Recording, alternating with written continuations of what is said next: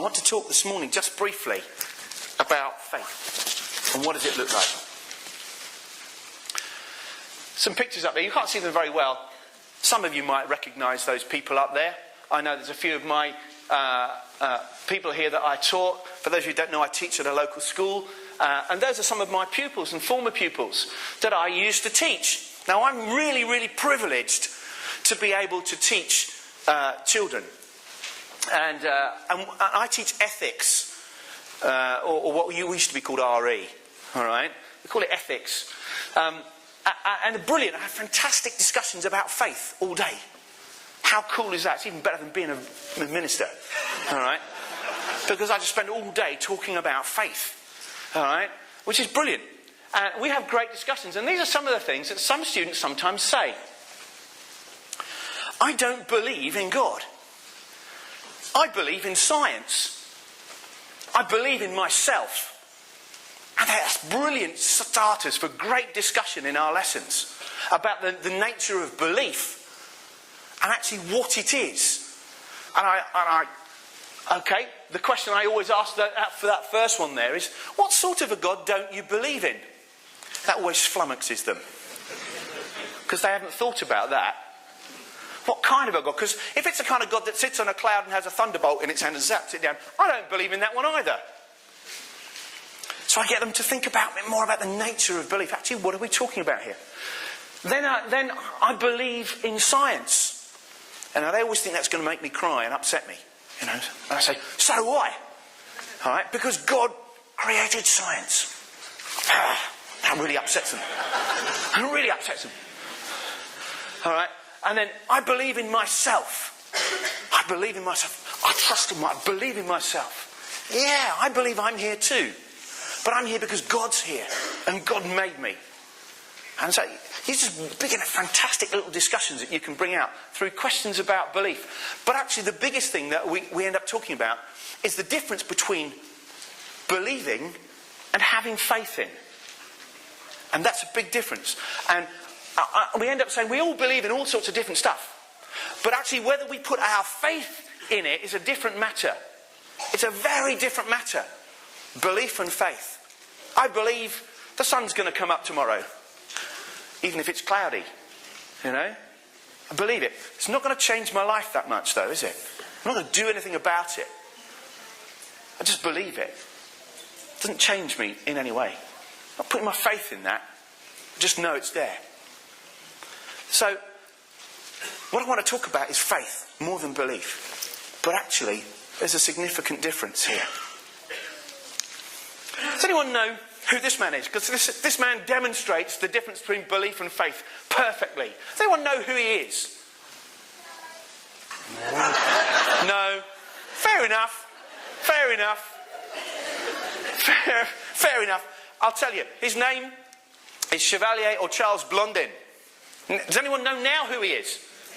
Yes. Does anyone know what he did for a living? Tightrope walker. There he is, walking a tightrope. And actually, he's got somebody on his back as well, walking on that one. Now, Blondin lived in the 19th century, mid-19th century. He was a showman, an acrobat, tightrope walking was his specialist. And 17 different times, on 17 different occasions, he tightrope walked across the Niagara Falls. That was his speciality. And each time it would be a little bit more dramatic than the last. There were times when he did it blindfold. There were times when he did it on stilts. There were times when he took a stove with him, sat down in the middle and cooked an omelette. There were times when he did a wheelbarrow across as well. And then he would always ask, do you believe I can do it? Yes! So who's coming with me then? No. No. One day, somebody did. His manager said, I'll come with you. His manager, and there he is, put his faith in Blondin. Didn't just believe that he could do it, because he'd seen it before, but he put his faith in him. Put his whole life in Blondin's hands. That's faith, isn't it? You actually have to do something about it. It's much more than just believing, isn't it? So, faith requires a conscious decision and action on our part to bring it alive. To bring faith alive, you actually have to do stuff. It's not just a passive thing. You do something about it. I'd like to show you a clip from a film. The clip's it's about 4 minutes, but it's worth it. Okay? Not only because it's a good film, alright? But in this clip, it's from Indiana Jones and the Last Crusade.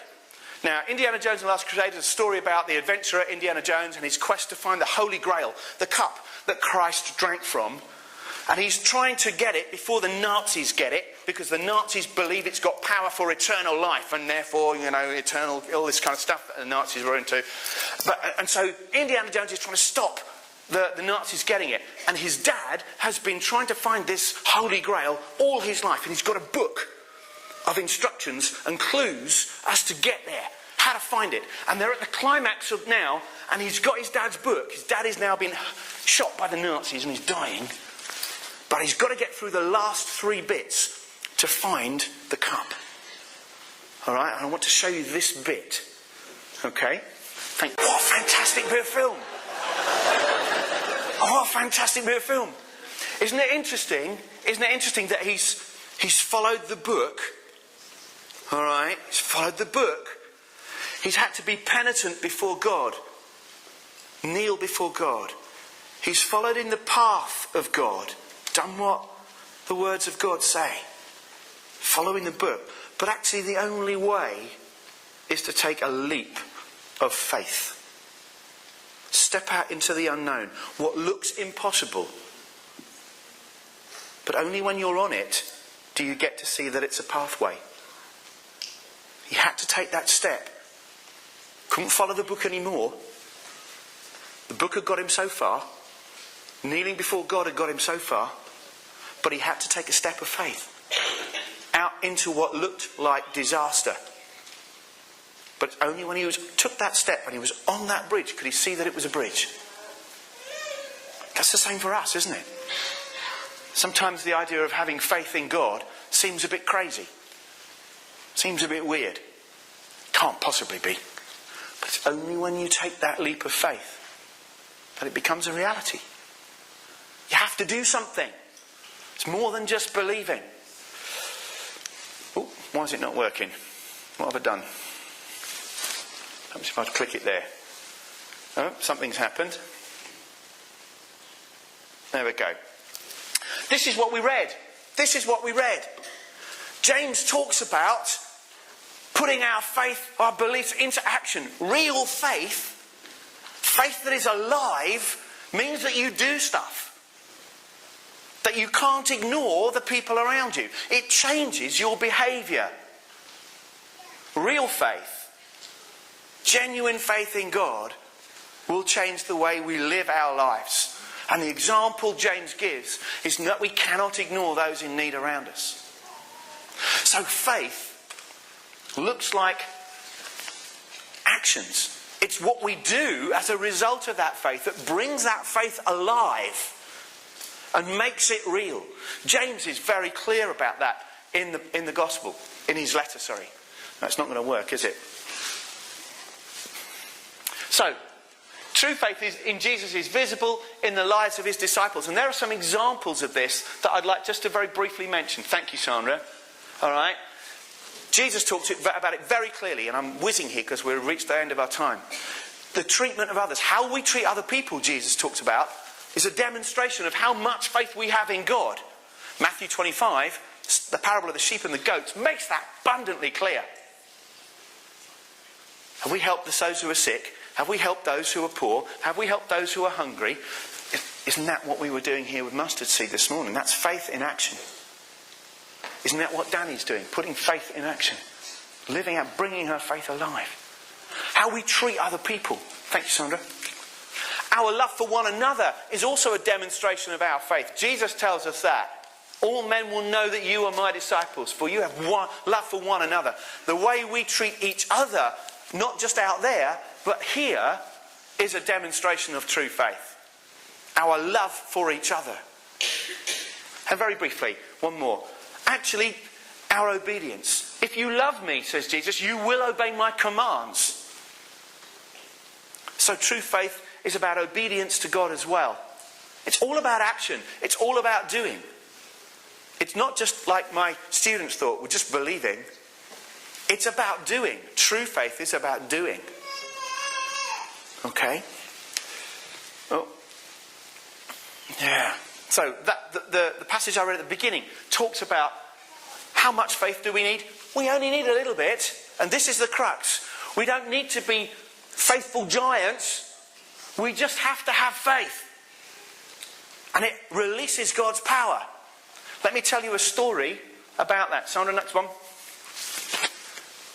There's a story. It's a lovely story. I love this. When I was researching this, it's really good. There's a story. There's a little girl. She's lost in the woods. And a farmer comes along and he finds her. And he says to her, don't be afraid. You're safe now. I'll take you home. And she says to him, I wasn't afraid. I knew you'd come because I prayed. And this little girl, it's only small. And the farmer said, But when I came, all I heard you doing was reciting the alphabet. A, B, C, D, E, F, G. That's not praying. She says, oh yes it is. I didn't know what to say. So I thought, if I just say the alphabet, God knows what I need. And he'll sort the letters out into the right order. And then decipher what to do. That's faith, isn't it? Isn't that faith? Just a small amount. And God can do amazing things. Again, it's a real challenge, isn't it? When we have faith in God, it isn't a question of how big our faith is at all. It's a question of how powerful our God is. And how much do we believe God can do the things? Because he's promised all things can be are possible with God. How much do we really have faith in that? Most of us, I'd probably suggest, me included, still rely on me too much to get things done. And we don't really think that God can do it. But the Bible says, yeah, he can. Yeah, he can. I think we're on the last one. Do you know what? We were talking about mustard seeds earlier on. And quite interestingly, a mustard seed, there's a picture of a mustard bush, a tree, out in the Middle East somewhere. All right? And do you know what? Back in Jesus' time, a lot of people thought that was a weed. And they didn't value it very much at all. They thought, what a pointless thing, waste of time. And try to dig it up and get rid of it. But some people actually valued it and took its fruit and used it and were blessed by it and got benefit from it. And you know what? It's a bit like faith too, isn't it? Many people do not believe that God is real and relevant in their lives. But those who have got faith, he gives real blessings to. We don't need masses. We just have to trust in Jesus. And that releases God to do all sorts of stuff. Final slide. And the next click. Leave you with that picture of Indiana Jones. He believed, he'd read the book, he knew that there was a way across, but he had to step out. He had to step out. My challenge to you this morning is go on. Take a leap of faith today. Step out for Jesus.